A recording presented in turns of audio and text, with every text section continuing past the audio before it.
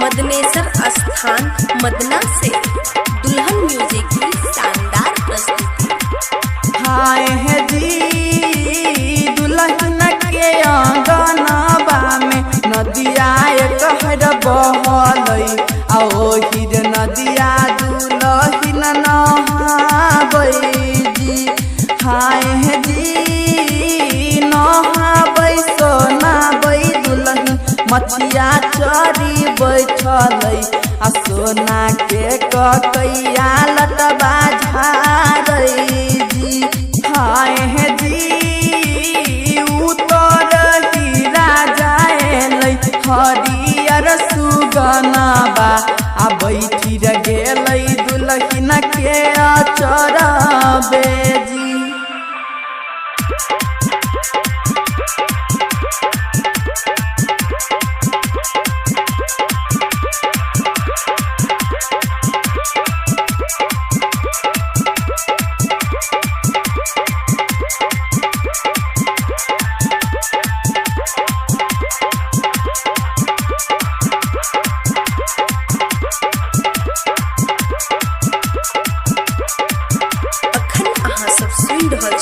मदनेसर स्थान मदना से दुल्हन म्यूजिक की शानदार प्रस्तुति।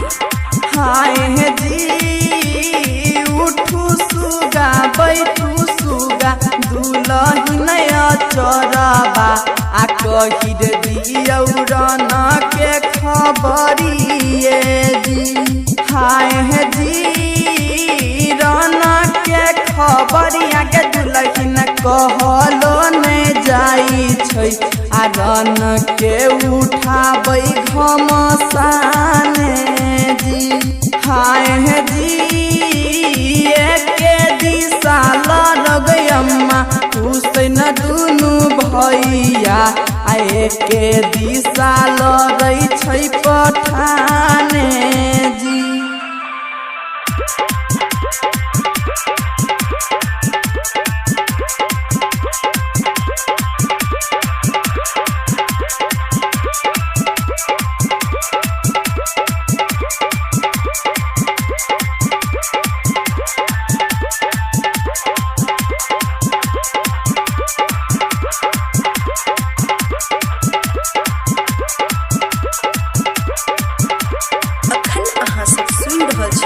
मदनेसर स्थान मदना से दुल्हन म्यूजिक की शानदार प्रस्तुति। हाय है जी लड़ीते गयम्मा कुआं में छिपैलै मकरा से जाल खिराबै जी। हाय है जी यहाँ गिर गिटिया गयम्मा चुगली लौड़लकै छुटी गेलै हिनुआ सेरी जी। हाय है जी ऊपर ऊपर चल गयम्मा लुंगी तल बरबा नीचिर बहैले हु के पैमारे जी।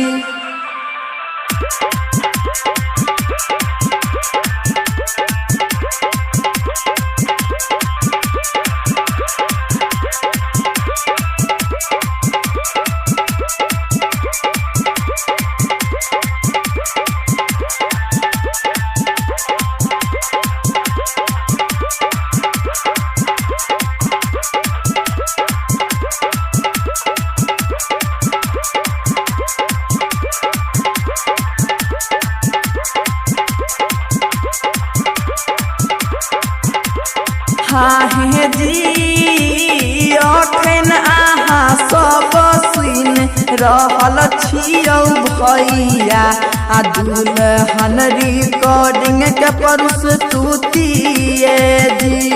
हाय जी झरनी के गीतिया आ कवन भैया गाबी के सुनाबै जी। हाँ हे जी रफन भैया लिखल झरनी के गीतिया आ नौशाद भैया गाबी के